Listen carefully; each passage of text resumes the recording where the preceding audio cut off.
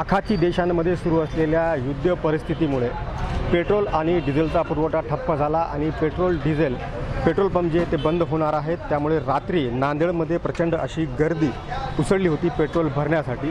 सकाळी मात्र ही परिस्थिती सामान्य झालेली आहे। रात्री अचानकपणेच समाज माध्यमांवरती अशी अफवा पसरली होती, कारण की भारत देशाला जो समुद्री मार्गाने पेट्रोल आणि डिझेलचा पुरवठा होतो तो मार्ग पूर्णपणे ठप्प पडला आणि त्यामुळे पेट्रोल पंप जे आहेत ते 3 दिवस बंद पडणार आहेत अशा आशयाची अफवा रात्री अचानकपणे पसरली होती। आणि रात्री 10 पासून तर रात्री किमान 2 वाजेपर्यंत पेट्रोल पंपांवरती प्रचंड अशी गर्दी पेट्रोल टाकण्यासाठी झालेली होती।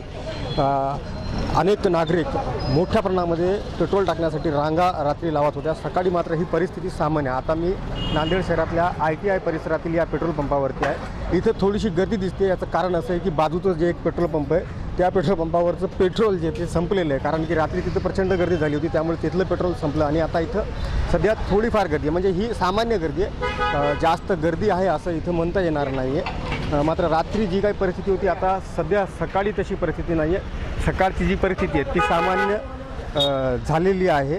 रात्री अफवा पसरली होती मात्र त्याला कुठला ठोस पुरावा नव्हता। काल होळी असल्यामुळे काही पेट्रोल पंप देखील बंद होते, त्यामुळे त्या अफवेला जे ते अधिक बळ मिळालं होतं आणि त्यामुळे नागरिकांनी प्रचंड गर्दी केली होती। आता मात्र परिस्थिती सामान्य आहे। काही नागरिक आपल्यासोबत आहे। दादा, गडबड आहे का तुम्हाला? सर, कुठून आहात तुम्ही? कुठून आहात म्हणून? नांदेडचे आहेत? काय रात्री अफवा पसरली होती नांदेडमध्ये पेट्रोल संपणार नाही? काही मला तर काही बातमी आली नाही। बरं, आता पेट्रोल आजच्या परिस्थिती कशी आहे पेट्रोल पंपावरती? फार चांगली आहे, काही अडचण नाही। आता गर्दी वगैरे नाही ना? आपण पाहतो की काही पेट्रोल पंपवरती नागरिक पेट्रोल टाकण्यासाठी आलेले आहेत। इथं एक आपले पंपधारक दादा, एकच मिनिट फक्त, रात्री काय परिस्थिती होती? रात्री लोक माऱ्या अंगावर उलवले पेट्रोल द्या म्हणून। काय झालं होतं रात्री? अफवा पसरली लोकांनी की पेट्रोल पंप बंद राहणार आहे काय की नाही म्हणून। अफवा हे लोकांना सोशल मीडियावर रील्स वगैरे काय व्हायरल झाल्या, त्यामुळे पंपावर अशी गर्दी भयानक झाली। पंप 24 तास चालू राहणार आहे। पेट्रोल पंपाचा स्टॉक आहे, भरपूर आहे। आता सकाळपासून काय परिस्थिती? सकाळपासून बरेच गर्दी होता, आता थोडं नॉर्मल स्थिती झाली आहे। आधी पंप लाईन बाहेरपर्यंत लाईन होती सकाळी, आता पण थोडीफार गर्दी दिसते। थोडीफार गर्दी आहे, आता थोडं सुरळीत आहे। आधी तर सकाळपर्यंत जास्त तबलीग होती, आता कमी झाली। बरं, काय भाववाढ वगैरे झाली? काय होणार नाही अजून तर निश्चित नाही। अजून ते वरचा काय बघू, पण आता पेट्रोल पंप बंद होणार वगैरे काय आहे का तसं? काय पंप होणार नाही। पंप बंद कधीच होत नाही। बोल, तू कशा आला? मी ड्युटीला झालो। पंप बंद कधीच होत नाही, हे सगळी अफवा आहे। ते सगळे नागरिकांनी समजून घ्यायला पाहिजे। इथं असा गर्दा करायला नाही पाहिजे। आता गर्दी नाही ना पण तेवढी काल अत्यावश्यक सेवा आहे, कधी बंद होत नाही।